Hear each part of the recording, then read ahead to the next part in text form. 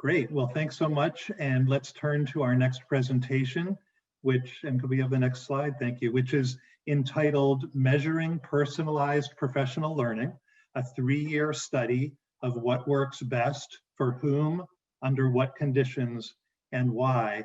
And let's welcome Beth Holland and Ling Zhang of the Learning Accelerator and Amalia Lopez of the Lindsay Unified School District. Thank you, Elliot. Hearing somebody else read our title makes it just seem so long. So I apologize because there's just always so many questions. We are really happy to be here. I'm going to briefly introduce myself and then let Dr. Holland introduce herself. My name is Amalia Lopez, and I am the Director of Special Projects in Lindsay Unified. I have 10 years in our district doing everything from teaching English to managing a federal grant to working in curriculum. Go ahead, Beth. Thanks. I'm Beth Holland. I'm a partner at the Learning Accelerator, where I lead their work in research and measurement. And actually, I think Saro is still here. So I inherited this project from her. So we have a continuum of growth back in January. So I've been here about 9 months. And I believe that Ling is in here as well. Ling's. Yes. Hi, Ling. Hey. Thank you. And Ling, I'll let you introduce yourself as well. Hi, everyone. My name is Ling Zhang. I'm a research assistant with the Learning Accelerator. I recently got my PhD in special education from the University of Kansas. So. Awesome. Elliot, next slide, please. So for those of you that don't know, Lindsay, California is Central California. If you're thinking of the beaches, that is not us. If you're thinking of cows, we're very, very close to that. We are rural. We serve 4,200 learners in the central part of California. We serve learners, 100% of them receive free and reduced lunch. 97% are Latinx. And we serve a community of poverty, notably challenged in these COVID times with basic needs. And inside of that idea, we've been doing personalized learning for just over a decade. We've been on a journey to continuously build our performance-based system, which focuses on core competencies, mastery, and all the good things of personalized learning that we've heard about today so far for learners. And inside of those challenges, as we've been on this journey for 10 years, one of the ones that we've continuously had to kind of go up against is effective educators. Access to an effective educator is a huge inequity if it's not presented the right way for learners in your system. And so that is where our journey begins today, thinking about personalized learning. Is we've spent over a decade serving our learners in a personalized model. Now let's think about our educators. Next slide, please, Elliot.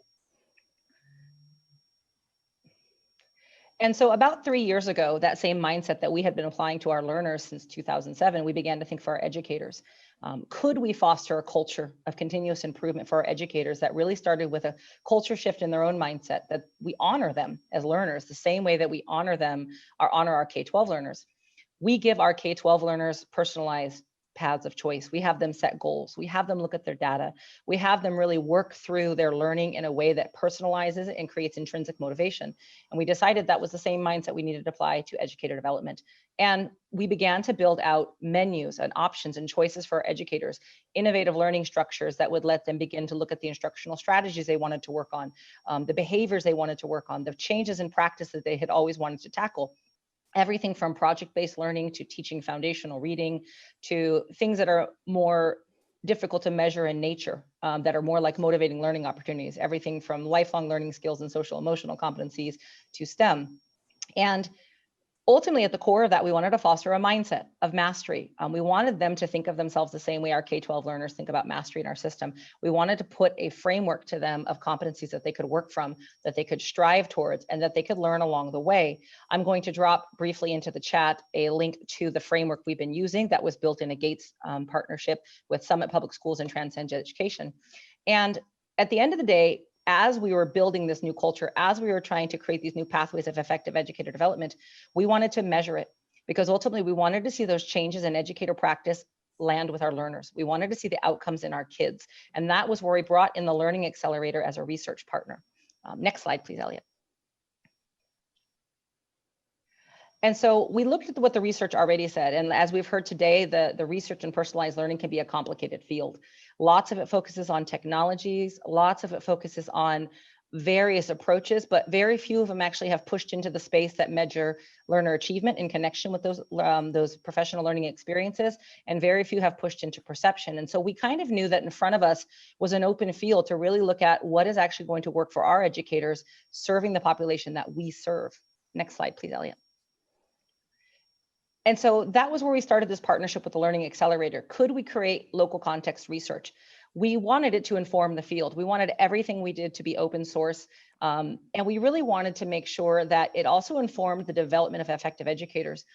I'm sure many people on this webinar realize that teacher credential programs are not producing educators who are ready for personalized models, who are ready for competency-based models. So we wanted to really offer the field and also have that internal context of how do you develop effective educators from models that are innovative like Lindsay. And at the end of the day, we wanted to make sure the research could help us understand, was the learning and growth, was the change in practice reaching our kids? Because we wanted their experience to be the improved part, notably their academic achievement, their social emotional competencies, and their learner experience in our district. And it would let us, not only for our own district, but for other districts like us, learn what to pivot from, learn what what strategies worked and you could expand, and ultimately, how do you sustain those? And it fostered our thinking of, we can use this research to better inform our practices. And I'm going to go ahead and let Dr. Holland take it from there. Great, thank you. If we can go to the next slide, please. So the first was, we had some underlying assumptions. And again, going back to the literature of like, what do we know about quality professional learning? So we actually measured time. So we looked at, what was the dosage, the duration that the different learning facilitators spent in the professional learning. We looked at the focus of it. We made sure it was active, and we looked at the relevance. So as an underlying assumption, we said, okay, this is quality professional learning, and therefore we can start to make that assumption that it would impact student growth. Next slide, please. And so everything that we did really was in the service of a single overarching research question of which professional learning pathways or combinations were most powerful for increasing learner growth. I can say, as a researcher, and Amalia and I have gone back and forth on this a lot, one of the challenges is that because there was so much choice, there were no set pathways. And so it became really interesting with the analysis, because it wasn't as though everybody did the same thing and we could look at the outcome from there. Next slide, please. So we actually had these initial research questions, and this was an initial holistic analysis that we conducted back in March, where we first, we started really big, and we said, okay, what were the combinations? And then we said, how did engaging in the different types of professional learning affect learner outcomes? And there were different structures of the actual professional learning opportunities. And then we looked at clusters of professional learning that emerged both in terms of type and in duration. And then we said, based on these clusters that emerged, okay, what had the greatest effect on learner achievement, and specifically which one had the greatest effect within the English learner population? And so that was our initial first look analysis. But if you could advance it to the next little chunk, what we really discovered at the end of it was that we needed to take a different approach for our final analysis, that we had to be a little bit more flexible and a little bit more iterative. And we've definitely embraced the idea of iterative research questions. But we started with, again, once we had all 3 years of data, and the initial look was only 2 years of data, what were the clusters that emerged in terms of type? And then we conducted a descriptive analysis. So what were the defining characteristics within each cluster? Whereas the first look just said, okay, this is what it looks like by type. The second one really dug into what was the focus area? What did we know about the individuals in each cluster? And where we are right now, we've actually then said, what are the combinations that had the greatest effect specifically on K-8 learner growth? And we focused on K-8 because in Lindsay, all K-8 classrooms are self-contained. And so that helped to reduce some of the many variables that we had, because at least we could say, okay, all of these students are with this learning facilitator. And then not only where did we see an effect, but then our third research question, we're digging into what are the underlying site-based conditions? What else could be impacting or affecting the ways in which we look at our learner growth? And then the last piece and we had quite the conversation on how to address high school, because again, lots of variables, every learner had 6 different learning facilitators per semester. That's 12 per year. And it just suddenly got fascinating to try and figure out who had what effect on where. And so we're really focused on this idea of Common Core literacy. And so how might different professional learning opportunities affect learner growth specifically within that frame? So if you could go to the next one, please, Elliot. And so again, this was really the big challenge. Like I kept saying, like, how do we measure inside the black box? And so it was actually a series of studies that we're holistically now looking at. So if you advance my fun animation, which is not always fun, I realize when someone else has it. The first study that actually my predecessor there, Saro, did was a study of guided reading. And so they looked very specifically at what were the effects of guided reading professional learning, very specifically on reading growth and a summative assessment of reading. And then the next one, if you can go to the next one, is we looked more holistic, or Saro looked more holistically at this idea of project-based learning and better lessons, which looked at holistic professional learning on, again, different types of impact or different types of student growth. And then the next one, we just kept going, is we had that first look that we completed back in March, where now we started tying together sort of what was the professional learning and how did that look with reading and the summative assessments.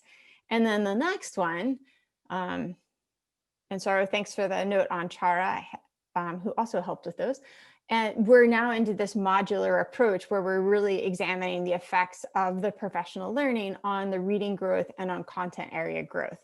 And we're focused on this idea of growth because of the notion that it's a formative progression, and we didn't want to just tie things to a single summative, like, distal outcome. And Beth, if I could chime in here, because I know we're just about out of time. In our breakout room, we'll be able to cover any of the different research findings that we have, not only from some of these initial reports, but definitely what we've found so far in some of the modular analysis, because at the core of it is behavior analysis, I think, of educator actions and how those implement. And so in our breakout room with the continued slides that we have, we will be happy to support any discussion about the variety of research projects we've had in the last 3 years.